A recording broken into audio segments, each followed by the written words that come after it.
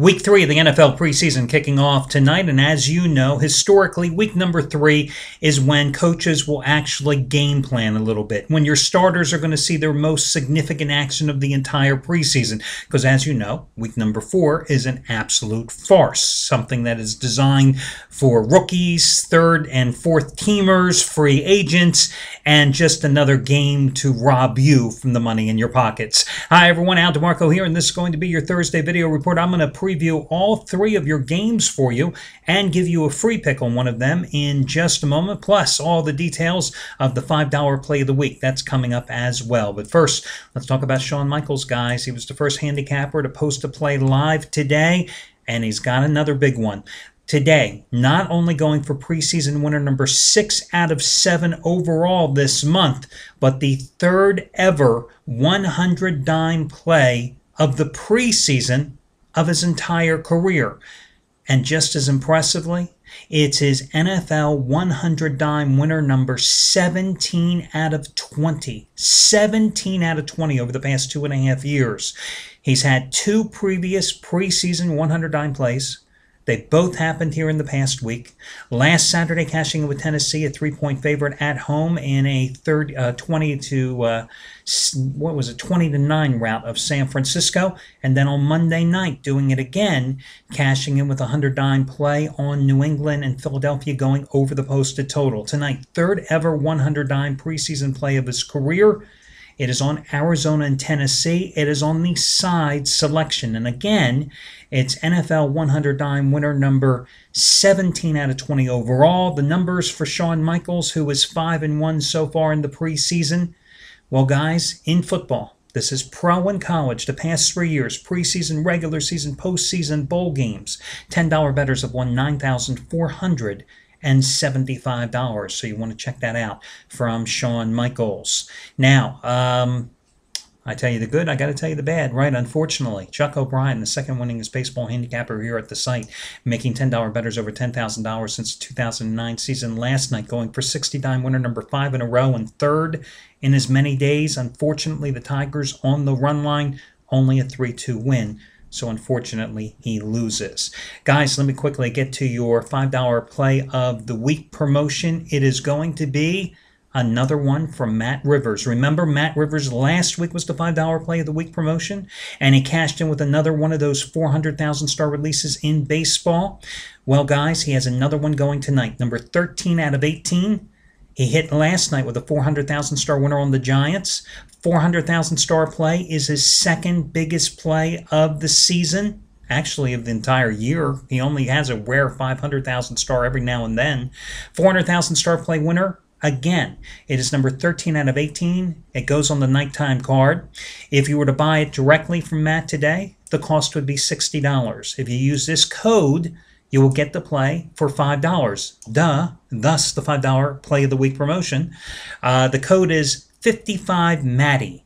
He hates when I refer to him as Matty. So since him and I, we're so tight, I'm going to use that code today for my boy Matt Rivers. 55 Matty, 55 M-A-T-T-Y, 55 M-A-T-T-Y.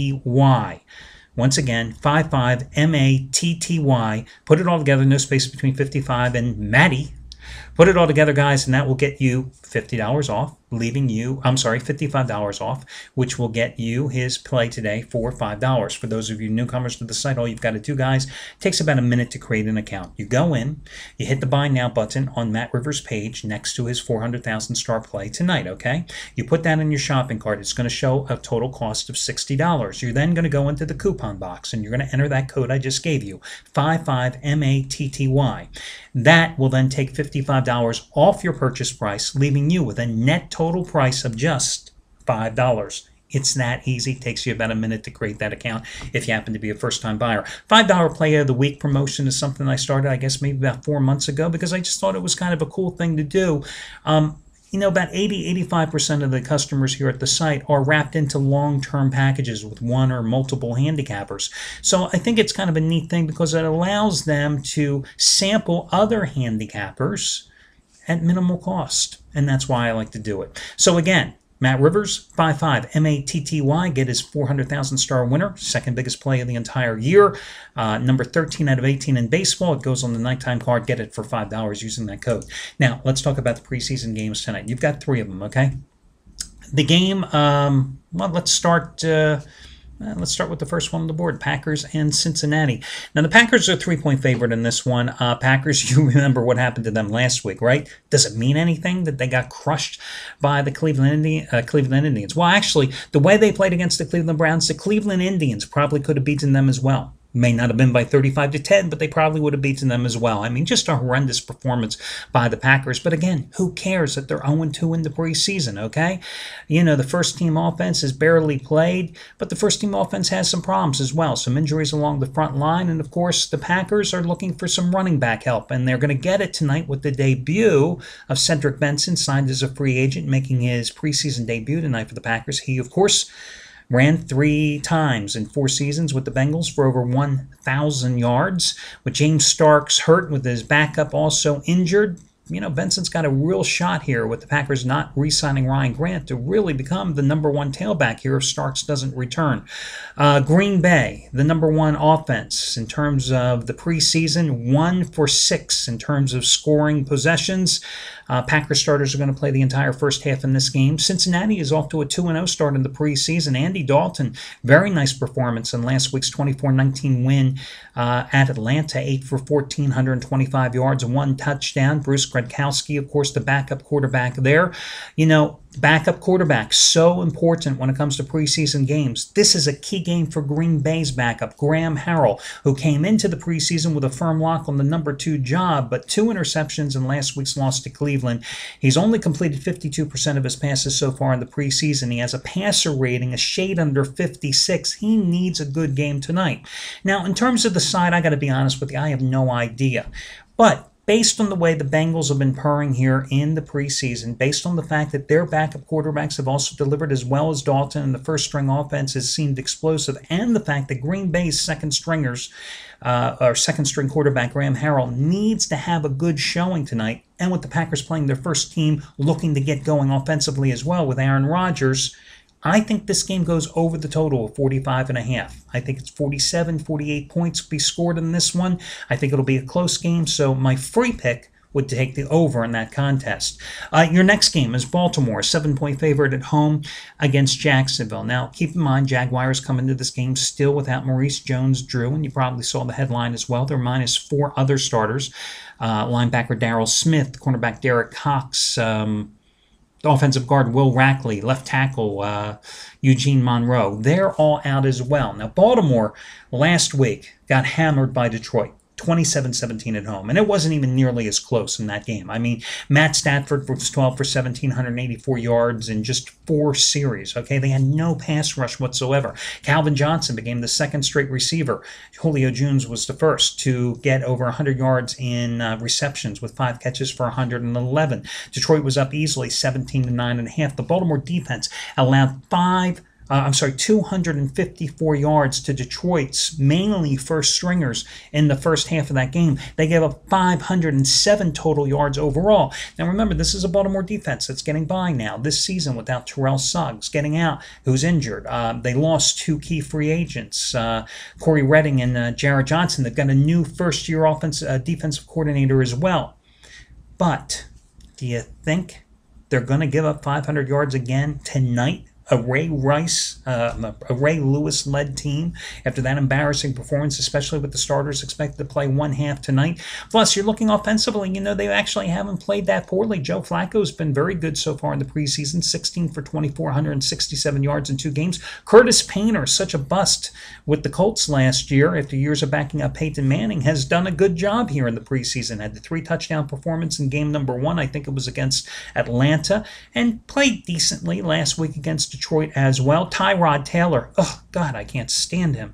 Mainly because he cost me so much money when he was a college quarterback. But he was awful last week against Detroit. 8 for 22, 65 yards. Anybody thinks this guy can be a pocket passer, they're just crazy.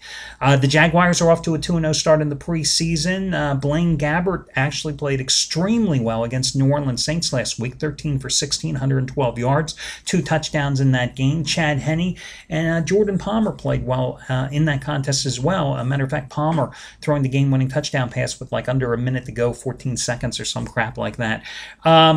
Here's the thing.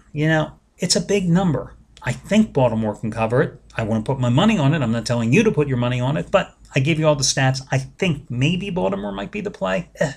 Tennessee and Arizona. Tennessee goes out and they hand Jake Locker the first-string job, the starting job at quarterback.